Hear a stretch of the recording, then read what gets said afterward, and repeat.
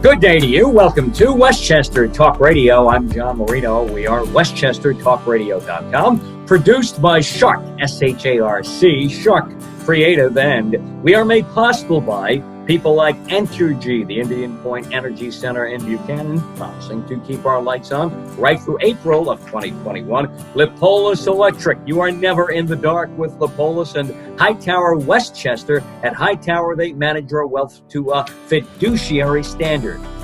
Welcome to the Cup of Joe political show here at Westchester Talk Radio, and we are joined by our good friend, Siena Research Institute pollster Steve Greenberg, Siena Research Institute, just outside Albany in Loudonville, New York. Steve, thank you for joining us again here in Westchester Talk Radio. You've had a busy month and a busy Siena Research Institute poll, which focused heavily on social justice.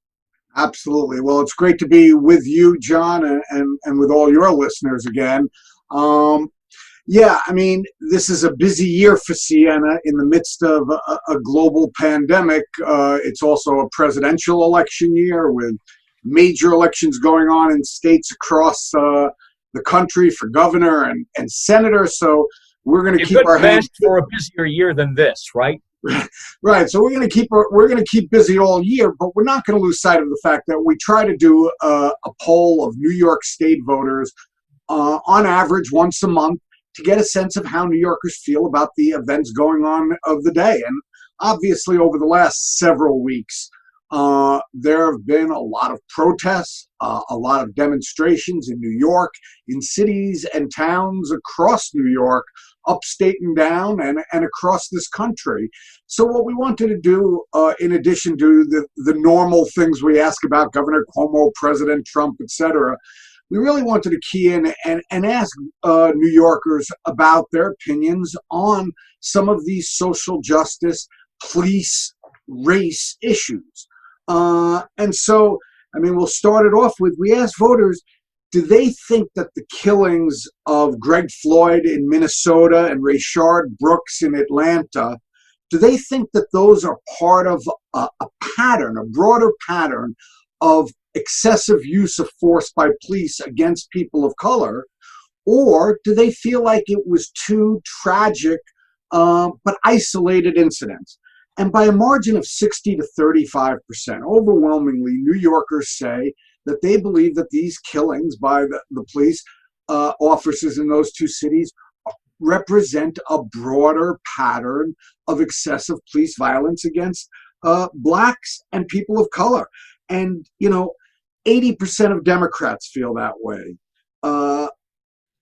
But Republicans, by a 57 to 37% margin, think that these are tragic, isolated incidences. When we look at it by race, not surprisingly, 91% of Black New Yorkers, 64% of Latino New Yorkers think that these represent a broader pattern, and even a majority of white voters, 53 to 40%, white New Yorkers say that this represents a broader pattern.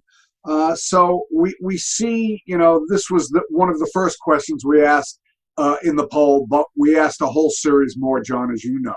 Now, this was a big difference, obviously, in party disparity between Democrats and Republicans. Did you find that surprising, those numbers?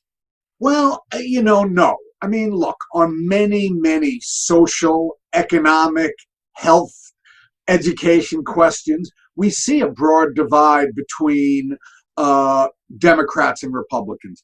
And we asked a series of questions in this poll about some of the national reforms that are being proposed. And we asked voters if they agree or disagree with them. And on a number of those issues, we found broad bipartisan agreement. But on some of the issues, we did find where Democrats feel one way and Republicans feel another. So it's not just about Donald Trump or Bill de Blasio or Andrew Cuomo that we see differences between Democrats and Republicans. It's on many of the issues of the day as well. You bring up those three major characters here in the state of New York and nationally, the president, of course, and Cuomo with a lot of national standing now, too. How did voters react to the way the three of them have handled these situations? Sure. Well, we asked voters, did they approve or disapprove of the response of Trump, Cuomo, de Blasio in terms of their handling of the situation post the Floyd killing. And Donald Trump, not surprisingly, this is a very blue state, as you and I have talked about before, John, by a 64 to 27% margin, voters disapprove of the job Donald Trump is doing. 87% of Democrats disapprove, 51% of independents, 90% of Black New Yorkers, 74% of Latinos, 56% of white New Yorkers all disapprove. The only group that approves of Trump's handling of this are Republicans, who by a 62 to 27% margin, they approve the job that he's doing. Mm-hmm. When it comes to Governor Cuomo, strong support, 57 to 24%, they approve job that he's doing. 71% of Democrats approve, a strong majority, a strong plurality of independents, 48 to 29, and even a small plurality of Republicans approve of the job that Cuomo's doing, 42 to 35%. Now, when it comes to Mayor de Blasio, we only asked folks in the city. We didn't ask Long Islanders or upstaters or folks in Westchester. But among those in New York City, they're split. 44% approve of the job that de Blasio is doing, 43% disapprove. And, you know, he doesn't even have strong marks from Democrats in New York City. Only 47% of Democrats approve compared to 40% who disapprove. So he's on the positive side, but only by 7 points, and not even a majority of Democrats. I've had a few Democrats come to me in the past few days and say, I've had enough with de Blasio. He's not getting the job done. I'll tell you that finally. And I think those numbers allude to that. Well, it's, it certainly may reflect the way Governor Cuomo feels as well. No question. Their battles, I guess, are a show for a separate day where maybe we could sit down and talk about that, the way those two go back and forth at each other. To me, they seemingly are always trying to one up the other. We know what eventually the outcome will be, but let's do that outcome now instead of going back and forth for 3 weeks before we get something done. That seems to be something the two of them revel in, actually. No question about it. Look, as you say, we should dedicate a whole show to that one. But maybe a few shows to that. How about, you've alluded to racial disparities in the numbers between blacks and whites. How do minorities, how do white people look at their local police departments, or maybe how do they feel when they're approached by a cop, and what they think the reactions or the outcomes might be? Sure. Let's do that one first, because we had a couple of different questions in that regard. But one of the questions we asked voters was, when you see a police officer, does it make you feel more secure, less secure, or does it have no effect on the way you feel? And the overall numbers for all New Yorkers, 42% feel more secure, 20% feel less secure, 35% say, it doesn't really make a difference. But that doesn't tell the story, John. You got to look at the racial numbers here, because white New Yorkers, 51% of white New Yorkers say they feel more secure when they see a police officer. Only 13% say they feel less secure. Well, when it comes to how black New Yorkers feel when they see a police, flip the numbers, mirror images practically. Only 13% of blacks say they feel more secure seeing a police officer, compared to 46% who feel less secure. So nearly half of black New Yorkers see a police officer and feel less secure. That is obviously a very troubling statistic. How about police reform? Sure. Just in terms of the other one you raised, we asked a series of favorable, unfavorables, as we do every month. We asked about your local police department. And by a margin of 70 to 22%, New Yorkers have a favorable view of their police department. The last time Siena asked this question was about 5 years ago, back in 2015. And at the time, favorability for your local police was 81 to 16. So it's down a little bit, down from 81 favorable to 70. Where did that loss come from over the last 5 years? From black New Yorkers. 5 years ago, when we asked this question, black New Yorkers by a 60 to 38% margin said they had a favorable view of their local police. Today, 43% favorable, 47% unfavorable. Big change. But now, ironically, we say that the favorability rate, or New Yorkers' favorability rate for their local police is 70-22. We also ask, do you have a favorable or unfavorable view of the Black Lives Matter movement? Almost the same number, not quite as strong, but pretty darn close. 66% of New Yorkers have a favorable view of the Black Lives Matter movement compared to only 26 who have an unfavorable view. Democrats overwhelmingly have a favorable view. 84% of Democrats, 53% of independents have a favorable view. Republicans more mixed, but slightly negative. 41% view the Black Lives Matter movement favorably, 49% view it unfavorably.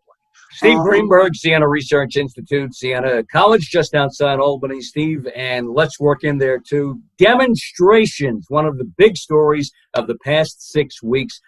New Yorkers' thoughts on demonstrations, and I'm going to throw a caveat in here. Did they look at demonstrations one way as, let's say, peaceful, and then different numbers when demonstrations start to get out of hand? Was the question maybe posed that way? That's exactly right. Well, we gave voters what we call a forced choice question. We said, which of the following two views comes closer to the way you feel? And on one side, we said that do you support these demonstrations because for the most part, they have remained peaceful and they have an important message? Or do you oppose these demonstrations because too many of them have become too violent? And by a very strong margin, 60-36%, New Yorkers support the demonstrations. 77% of Democrats support it, more than three quarters. Independent voters, closely divided, 48% support, 46% oppose. Republicans opposed by a margin of 58-39%. When we look at it racially, 88% of Black New Yorkers support it, 61% of Latino New Yorkers, and by a 54-42% margin, white New Yorkers say they support the demonstrations as well. How about numbers presidentially? We have the presidential election coming up, the Biden-Trump matchup in New York. From what I've seen, the numbers, I guess, kind of fall in line of what you might expect in a very blue state like my shirt here. Yeah, mine too. Yeah, no question, John. Let's remind listeners that more than half of the registered voters, 51% of the registered voters in this state are Democrats. Only 23% of the registered voters are Republicans. So Democrats enjoy a better than 2-to-1 enrollment edge, which may explain why no Republican has carried New York in a presidential election since Ronald Reagan's reelection back in 1984. So it's been 36 years. And I don't think that's going to change this year because right now, by a margin of 57-32, New York voters say they support the former Vice President, Joe Biden, on the Democratic line rather than support the incumbent, former New Yorker, Donald Trump, on the Republican line. Interestingly, our May number on the Trump-Biden race was also 57-32. So we went from late May to late June. The race did not move a point. In terms of the candidates' favorability ratings, they didn't move much either. Right now, Trump is viewed favorably by 33% of New Yorkers, unfavorably by 62%. He's up a point. Last month, he was at 32% favorability. And when it comes to Joe Biden, his favorability hasn't changed very much either. So the race is stagnant right now, but 4 months to go is a long time. I don't think Donald Trump has a chance of carrying New York, but we'll see if he can make it closer or not. What do New Yorkers think of their state Senate and their state assembly? Those numbers move around from time to time. Where might they be at right now? Yeah, right now, by and large, the voters view each of those houses favorably. 45% have a favorable view of the Assembly compared to 30% who have an unfavorable view, and that 45% have a favorable view of the Senate compared to 34% who have an unfavorable view. Interesting, down a little from the last time Siena asked earlier this year, back in April. Their favorability numbers are both down in both houses, but their unfavorable numbers are basically where they were. So people are a little bit more in the don't know or no opinion category, and that may just be because the legislature hasn't been meeting a whole lot since this pandemic began. They've had a few sessions and passed a budget and some important laws, but they have not been in session a lot since the pandemic began. Are we heading in the right direction according to voters? What do those numbers show? The state, voters right now continue to believe the state is headed in the right direction. 56% say that compared to 34% who say we're headed in the wrong direction. So overall doing fairly well, not so well in terms of the federal numbers. When we ask voters how the country is doing, if it's on the right track or headed in the wrong direction, overwhelmingly 64 to 26% voters say the country is headed in the wrong direction.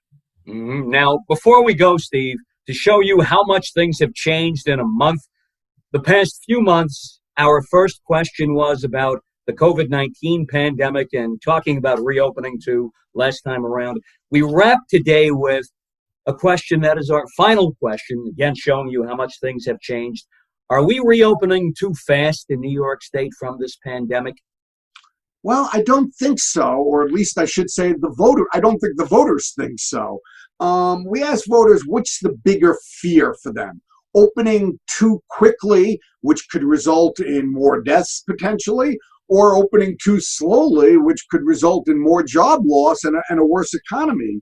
And by a 2-to-1 margin, 62 to 31%, voters say they're concerned that the bigger danger is in opening too quickly.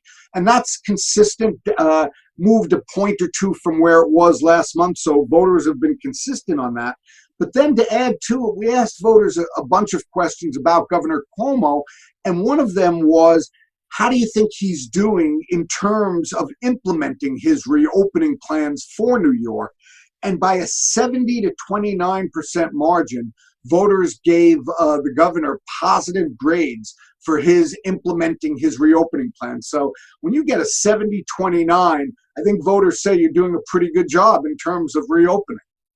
Steve, has anyone ever said to you, you're a numbers guy? Unfortunately, I've heard that before.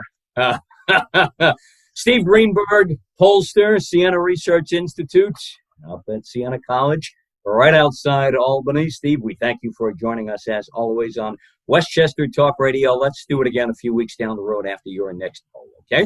Always a pleasure, John. Thanks. I look forward to it. Same here. Always a pleasure, too. Enjoy your summer, Steve. Steve Greenberg, Siena Research Institute, Pollster. I'm John Marino. We are Westchester Talk Radio, westchestertalkradio.com, produced by Sharc, S-H-A-R-C Creative.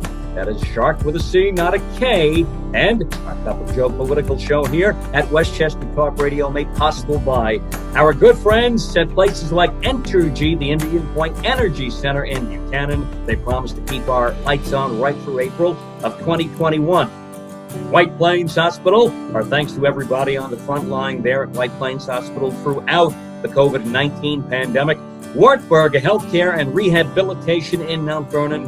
Park Sterling Realty, and our good friends at Michael Labriola Construction. Michael Labriola Landscape Design and Construction. We thank you, one and all. All of our programming available on our YouTube channel, Sharc Creative YouTube.